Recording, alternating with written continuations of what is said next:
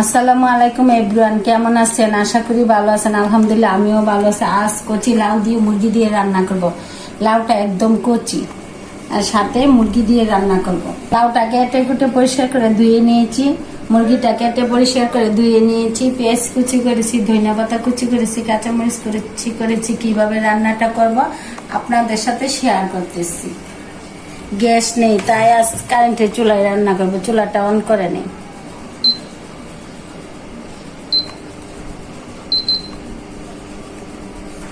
এখন এলাচি, দারচিনি, তেজপাতা কড়ার মধ্যে দিয়ে দিচ্ছি। এখন তেলটা দিয়ে দেই, তেলটা গরম হয়ে যায়।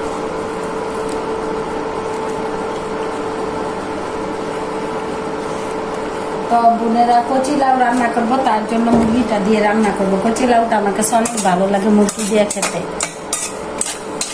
এখন ভালো করে গরম হয়ে যায়। এলাচ, দারচিনি, তেজপাতাটা ভালো করে ভাজা হয়ে গেছে। এখন একটু কুচিগুলো দিয়ে দিচ্ছি।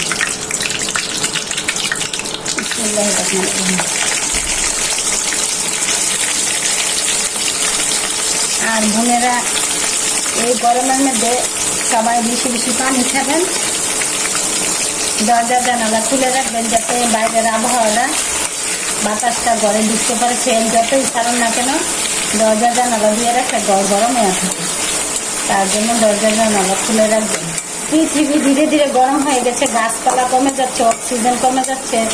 যারা শহরে থাকেন, যার বারান্দায় একটু ফুলের টবে গাছ টাছ লাগাবেন, বারান্দাটায় যাতে গাছে ভরপুর থাকে। আর যাদের নিজের বাড়ি তারা ছাদে গাছ লাগাবেন। আর গ্রামগঞ্জে যারা থাকেন, গাছ রাস্তাঘাটে, বাড়ির আশেপাশে, বাড়ির আঙ্গিনায় গাছ লাগাবেন।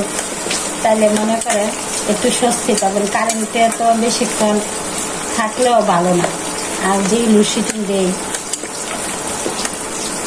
নেড়া পেঁয়াজটা পুরোপুরি বাজবো না, যেহেতু মুরগি দিব হালকা ভাজা হয়েছে, মুরগির সাথে আরো কষানো হয়ে যাবে।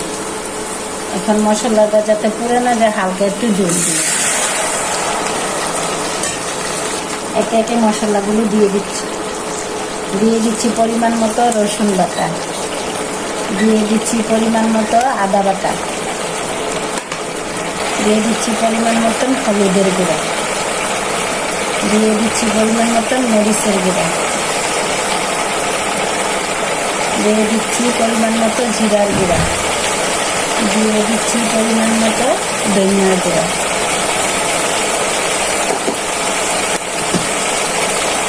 দিয়ে দিচ্ছি স্বাদ মতো লবণ।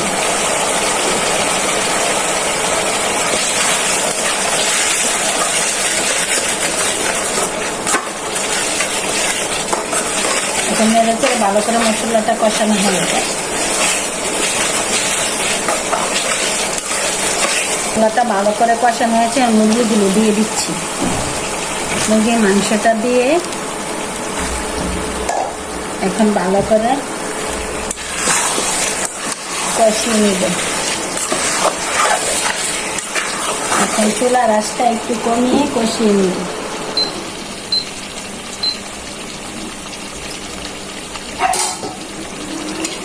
এখন একটু দেখে দিচ্ছি কষানো হওয়ার জন্য। দেখি বোনেরা, তরকারিটা কিরকম হয়েছে। মাশাআল্লাহ, সুন্দর একটা কালার আসছে। কষানোটা সুন্দর মতো হয়ে গেছে। হ্যাঁ, সিদ্ধ হয়ে গেছে মাংসটা। দেখি একটু টেস্ট করে।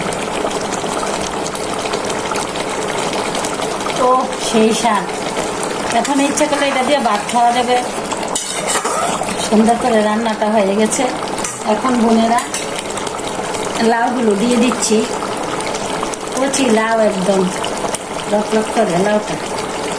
তার জন্য ইচ্ছে করলো যেন আজকে মুরগি দিয়ে খাই। আর আমার পরিবারের সকলেই পছন্দ করে, আর আমার তো আরো বেশি পছন্দ।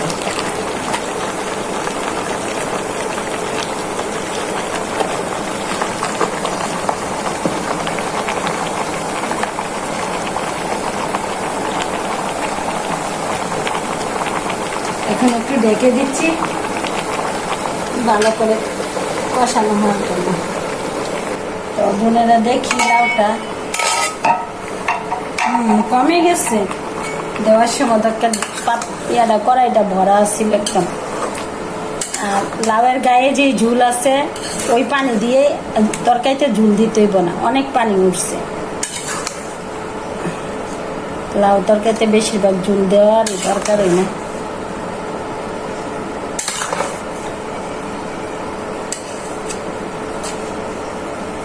তো বোনেরা তরকারিটা কষানো হয়ে গেছে, ভালো করে সিদ্ধ হওয়ার জন্য রেখে দিচ্ছি। দেখি তরকারিটা কিরকম হয়েছে। সুন্দর হয়েছে কালারটা। তো বোনেরা দেখি, লাউ সিদ্ধ হয়ে গেছে, মাংসটাও সিদ্ধ হয়ে গেছে,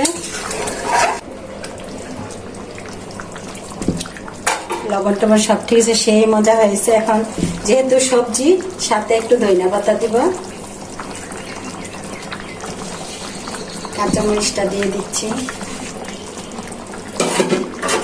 তো বোনেরা ভালো থাকবেন, সুস্থ থাকবেন, আমার ভিডিওগুলো বেশি বেশি দেখবেন, লাইক করবেন, কমেন্ট করবেন, আমার পাশে থেকে আমাকে সাপোর্ট করবেন। আল্লাহ হাফেজ।